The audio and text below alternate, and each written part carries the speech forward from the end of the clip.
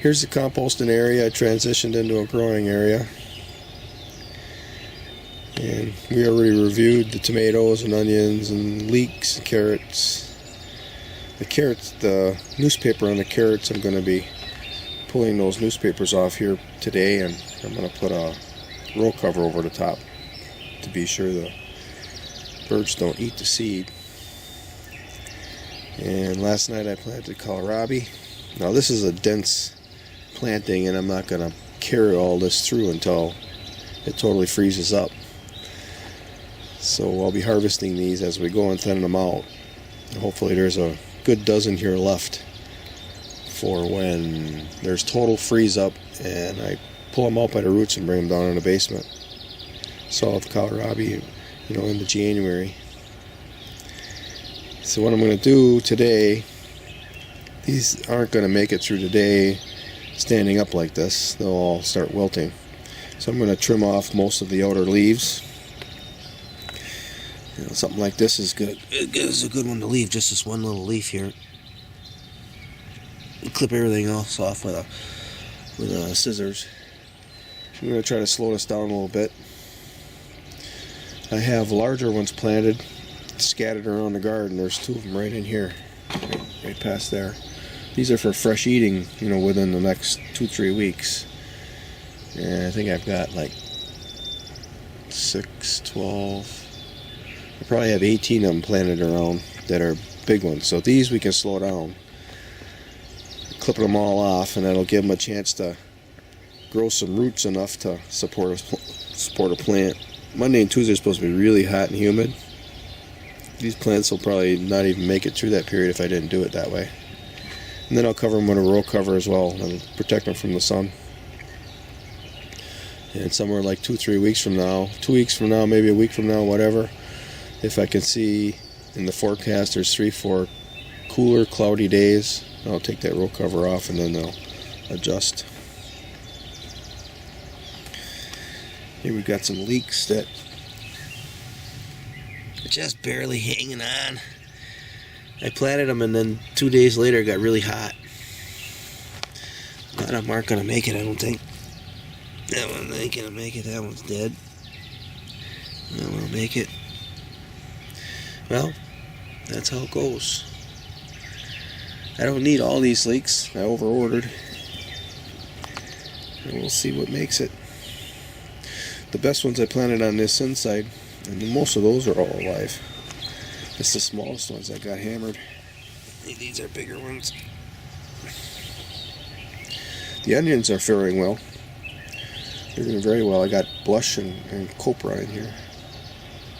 Tomatoes are just fantastic. They're 3 times bigger than what they were already since last Sunday. This is in a week.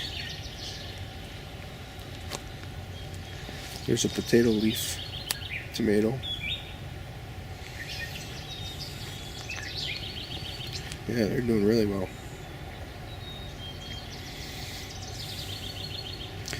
Transplanted some squash into here. I grew it from seed. It looks like it made the trip. There's 3 of them here.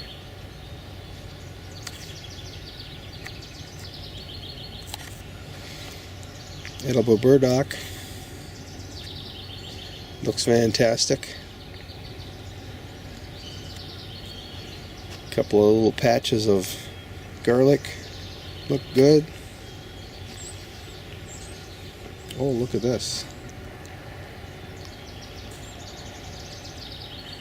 Look at how big those beans got. Wow. These are climbing beans. Wow.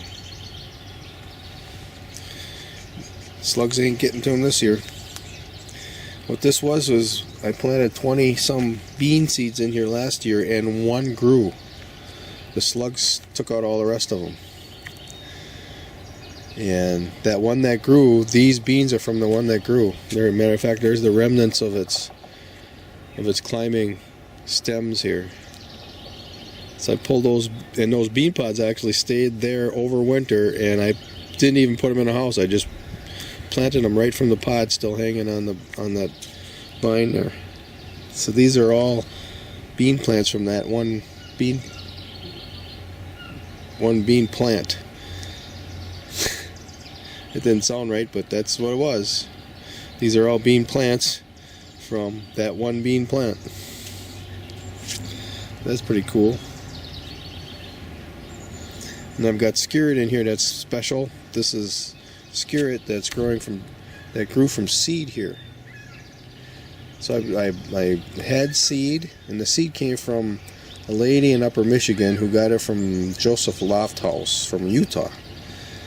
And that seed I grew plants with the last 4 or 5 years. And 2 years ago, a lot of the seeds germinated around one of the plants. So then I transplanted the biggest ones into this bed here. This is actually first generation skirret. I probably called it second generation in the past, but it's first generation here. And now I'm going to let these go to seed and pick out the best next year and transplant them. Or maybe I'll harvest these and transplant them right in here. I don't know. We'll see. You see all those like compounded leaves there? Those are all skirrets. There's my grandma's onions are mixed in here. There's a couple squash I got growing in here. There's one right there. That's quite a diverse bed right here. Got a chandra vine growing. Eastern Prince.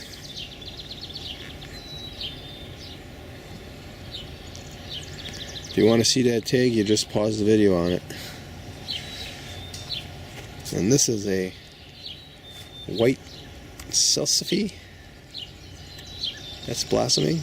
This is a biennial plant. This is its second year and makes seed in the second year. Here we have a mixed planting of peppers and tomatoes and a few onions, and then I planted some bean plants in here. I don't think they're companion plants, but we want to find out. Everybody wants to do what's supposed to work, but nobody wants to try out what doesn't work. That's me. And here we have a Juliet. That gave me the fastest tomatoes last year. And actually I planted it and died back, but it's coming on strong. Get some blossoms coming. Line up of peppers that I've got protected by these translucent panels. And then I got kind of a experiment going on. I only have one panel. I took one away, so I've got some peppers in here without two of them, but only one. Here's an experiment of towers growing black salsify, Spanish salsify. And of course we talked about the garlic patches, and here's another salsify experiment. I'm nursing a gooseberry in here, and there's a skirret coming up. I transplanted in here just for diversity. And I got some other things. Oh yeah, this came up. This is a volunteer. I don't even know what it is. It came up in one of my barrel plantings, so I transplanted it out here. And some rogue suckers from a cherry tree coming up. I'll be taking those out. I'll wait until I do a barrel ferment, and I'll take all the leaves and put it in there. And here's a kiwi. Got some of that clay on it because there's a plum tree here that we sprayed with clay. Alright, I'm going to start watering. Devastation has been wreaked upon the kohlrabi garden bed. I clipped off all the biggest leaves from these kohlrabis. Attempt to slow them down. I don't want them growing too fast. And because they were just transplanted here last night, their roots aren't established enough to hold those leaves in place anyway. Kohlrabis are pretty tough. They probably would have made it, but this is just going to be easier. I've done this before. Kohlrabis are pretty tough. Look at that.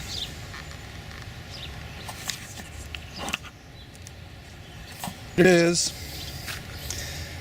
We have our kohlrabies under shade, and it's not complete shade, but it's keeping the direct sun off of them. I'll keep it on there for a couple days. We'll see. It's going to be really hot Monday and Tuesday, so definitely through those 2 days. I got them well watered. And then these are the carrot seeds. I removed the newspaper. It's been 7 days, and this is the 7th day. I saw a couple of little ones here. I should have stuck a mark on there. Oh, there they are, right there.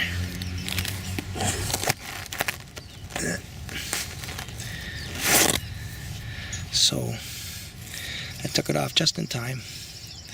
Now we're keeping this roll cover on it to keep the birds from picking at the seeds. There's a little bit right here they can go after. We'll see if they take advantage of it.